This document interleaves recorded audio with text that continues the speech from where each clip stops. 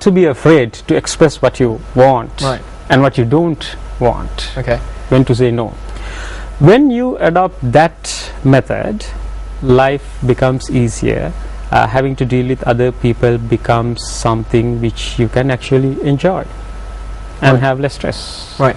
Now, when you mentioned about the person that actually is stressed and everyone else around him is stressed, how do you come out of that?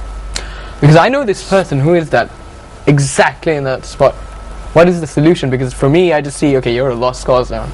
There's no saving you now. But how would you try to save that person from... Jason, we have to remember that these 4 types are not 4 mutually exclusive kinds of people. We all have all these 4 types in us. At times we are passive aggressive, all of us sometimes, and sometimes we are aggressive, sometimes we are passive, and sometimes we are assertive. What we need to do is to make ourselves and others more assertive. That is the best that we can do. More assertive people around you, happier you are. More assertive you are, happier you are. So if somebody is passive aggressive, as I'm sure when I describe these 4 types, people must be remembering, okay, that one was passive aggressive, that one is mostly passive aggressive, and at that time he was passive aggressive. So when somebody is passive aggressive, which is the most difficult way to deal with when somebody is behaving in that way, perhaps it's very difficult. Perhaps one way is to just tell the person, you are trying to be difficult, right? The other way, the best way to deal with these non-good or harmful ways of dealing with people is to be assertive yourself. So you just tell the person, say somebody's name, and say Mary, you are trying to be difficult. You are making us unhappy. It's difficult to be with you now. Do you want me to leave? So you be straight and you be firm, and you tell the person what you feel and what you observe. Mary, I'm sorry, but we're gonna have to go into a quick commercial break right now. We'll go into a quick commercial break and we'll be right back with more of the doctor to speak about stress. Good morning and welcome to Good Morning Sri Lanka. Well, if you've missed the previous segment, well, too bad for you, because we had a very educational spot right here on Good Morning Sri Lanka today, because we were talking about stress. But it ain't too late, because we got Mr. Mahesh Rajasiri, who is a real opinion farmer and a person who could really endorse what this is all about and give some feedback to the audience, to you guys as well, on the tips. In case you just tuned in to MTV, the doctor has actually been on the show before. And we were just getting into... but this is the first time I'm getting to have a chat with him. Oh, really? So I'm very grateful for that. So, doctor, where we stopped before the break, just to resume, this is one of those topics that is very common right now, job stress. Because so many people, so many industries, as I said before, have this load of this thing, like executive level employees have stress because of their immediate supervisors, and the immediate supervisors get pressure from their CEOs, and the CEOs have stress from the industry itself. So it's a cycle, I guess. How do you deal with it? It's a cycle, and it has become a culture. And one myth is that the stress versus performance that we just discussed in the first segment. Some people believe that yes, of course, more stress you put, more performance you get. Correct. But some people believe you put massive stress, you will get a wonderful load of performance. No, that's wrong. So with that myth, some people, some organizations think that they need to put an awful lot of stress on their employees to get the maximum out of them. That's wrong. That makes the performance lower. And you do that for children as well. To get the best out of them, you put a lot of stress, and that actually makes them perform less. So the office culture or the culture in your organization, institution may be contributing to your stress because of this myth. The other thing is that in the modern world, what we see in the workplace especially, not only in the workplace, anywhere else, is that we have to deal with a large number of stimuli within a short period of time. Now, for an example, 10-15 years ago, not so long ago, just 10-15 years ago, you would, wake up in the morning, the phone might ring once, the old, wired phone, and then you take the bus and go to work and come back. Today when you wake up, the phone is ringing, and there are 3 SMSs to respond to, and there's a new email as well, or several emails. And you need to respond to them, and then calls keep coming even when you're and you can take the phone to the bathroom. That's the first thing, and it will keep on ringing, right? And you have to respond. You feel an urge to respond to them, right? And I'm sure 80% of these calls are not urgent, not really needed responding immediately, but you do respond. So, and while you are talking on the phone, your wife wants to know what you want to carry for work, or there are many things you need to respond to. When you are working, there's a client in front of you, and the phone again is ringing or giving a beep that there's an SMS coming, or it reminding you of a meeting that is happening in another few minutes time.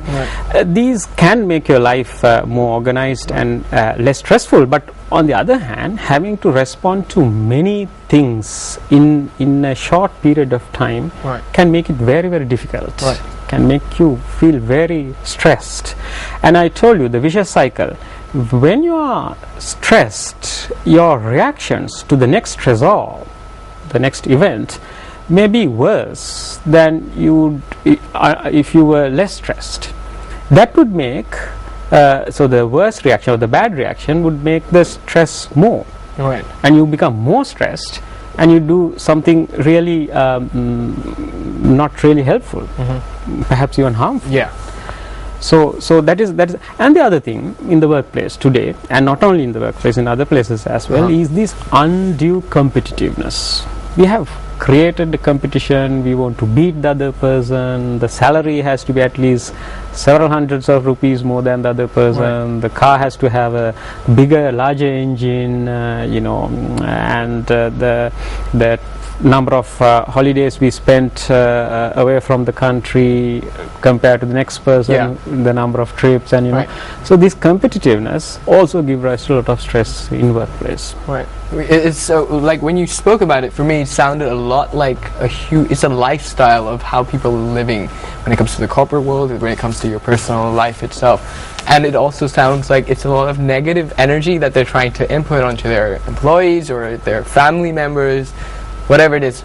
Let me ask you this question. What if, by some miracle, this lifestyle choice was changed by, instead of negative energy, people would be more supportive, more of the positive vibe? Would that relieve a lot of stress? Just to say the CEO of a company, just picture this. The CEO one day just wakes up and be like, you know what, maybe I'll try this. Maybe I'll be more helpful and more supportive to my employees. I can actually add a little bit on that, Jason. I do think a lot of companies in Sri Lanka, for that matter, follow the global trend of becoming employee-oriented, where the center of attraction, the centric focal point is the employee itself rather than the customer that we all know. So I think we're getting to that era where we really think out of the box. There isn't a box in the first place, but hypothetically, here at Good Morning Sri Lanka, we speak in something you don't understand. So getting back, do you see that future? Is it an emerging theme, as Jason said, which is coming up? I'm not sure whether we are stepping into that era as yet, but definitely studies have shown that it can work. It does work when the culture is changed. Well, I can say that the theme is emerging because some organizations have started talking about the change of culture, where a different set of values come into play. And as you said, more employee oriented, the person oriented, the group oriented, the community, the work community, rather than sales figures and facts and figures and tables, and so that can really when you change the office culture, that can really change the way people feel, right, and their loyalty, right? Rather than grinding them to get more work out of them, you make them feel happier, and it has shown that people becomes more loyal to the organization after that. So, assuming it's a win-win situation, which is the exact reason why we're having the conversation in the first place, why isn't it being, currently worked on? Why is it that we're still in that traditional format where we're so much under pressure, and then you're scared to go to your boss and talk to him or her about your personal issues? If I may answer this for you, Banu, my friend. Yeah, Jason. I know, to be honest, I believe it's the way, when you're born into this world, it's been drilled into your head that this is the way of life. So the society teaches you. There you go. That's a good point. You did answer for me, yes. Yeah. That's my answer. This is the passive way. Yeah. Right? We have been trained, brought up to believe that being passive is the best thing that you can do in life. Yeah. Right? To please others, never to say no, always to think of only others and not yourself. That is the way, boy. That's what we have been told. Yeah. That is what we have been taught. And we are, we really want to produce obedient children rather than children with a good backbone. Right. Independent, assertive, innovative children. Right. We want to produce obedient children. Right. So these children would obviously become obedient adults one day, who would never ask a question. Yeah, they'll never challenge authority. Never. If I'm correct. Okay. But you need to have a balance, though. You have to be obedient. You need to listen to what others say as well. But I think what Doctor is trying to encode here is that you need to strike a balance in between the two. Don't let anyone walk over you, and then stand your ground for anything right and that you believe in. Jason? Right. Yeah, no, I agree to a certain extent. That's your way of living. That my lifestyle is a lot more. Whatever makes me happy, I would do it. For me, whatever I would feel is right for me, I would do it. But what if it's wrong? I'll settle it. Okay. Yes. The battle. You both are correct. The difference is in the individual value system. Yeah. So you need to go for what you want, what makes you happy. Yeah. But for a person, what makes him or her happy, maybe to see genuine happiness in people around him or her. Right? So somebody gives something to somebody, and say somebody who really needed it. Yeah.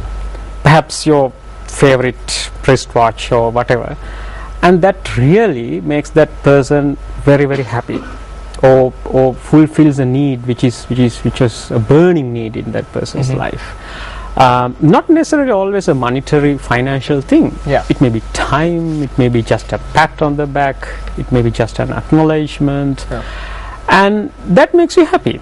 Yeah. So that person does it for his or her own happiness, but he's happy.